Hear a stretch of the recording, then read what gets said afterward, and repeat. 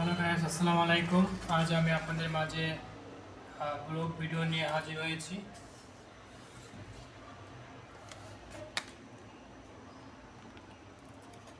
আশা করি আপনারা সকলেই ভালো আছেন এবং আমিও ভালো আছি, আলহামদুলিল্লাহ। আমি এখন দেখতেই পাচ্ছেন, কিন্তু আমি এখন রান্না বান্নার জন্য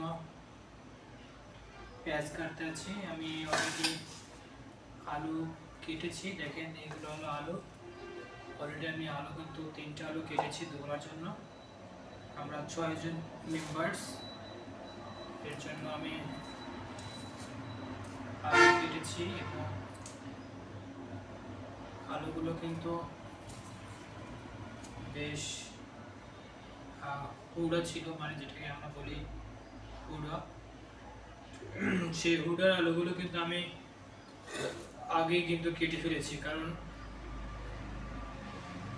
সেগুলো কিন্তু আপনার নাহলে নষ্ট হয়ে যেত। এই জন্য আমি আগে কেটেছি আলুগুলো। এখন আমি পেঁয়াজ কাটতে আছি। পেঁয়াজগুলো কিন্তু আমার অবশ্যই দেখতে পাচ্ছেন কাটা প্রায় হয়ে যাচ্ছে। পেঁয়াজের ভিতরে কালো দাগও আছে, ওগুলো আমি মুছে ফেলছি।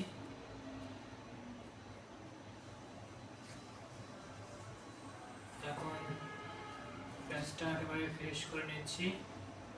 পেস্টটি ফ্রেশ করে তারপরে আমি আবার কাটবো।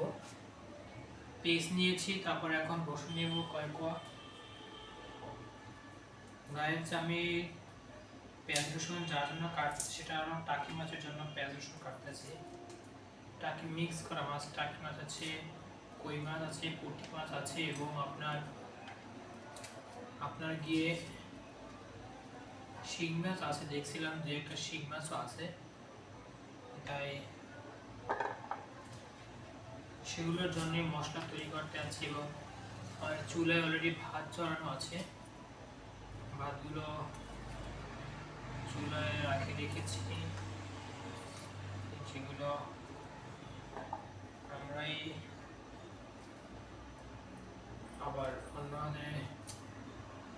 ভাত প্রায় হয়ে যাবে। আমি আরও কিছুক্ষণ আগে ভাতটা আপনার চড়িয়েছিলাম, এখন হয়ে যাবে কিছুক্ষণ পরেই। সেটাও আপনাদেরকে দেখাবো। যখন ভাতটা যখন হয়ে যাবে সেটা আমি আপনাদেরকে দেখাবো। সে পর্যন্ত আপনারা আমার পাশে থাকুন।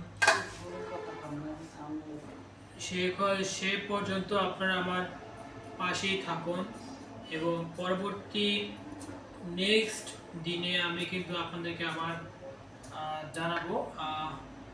আমার নেক্সট দিন ভিডিওতে আমি আপনাদেরকে আবার কিন্তু পরবর্তী রান্নাঘরে যা যা ঘটবে এবং কী কী রান্না করা হচ্ছে সেগুলো কিন্তু আমি অবশ্যই আপনাদেরকে জানাবো এবং আপনাদের সাথে শেয়ার করব।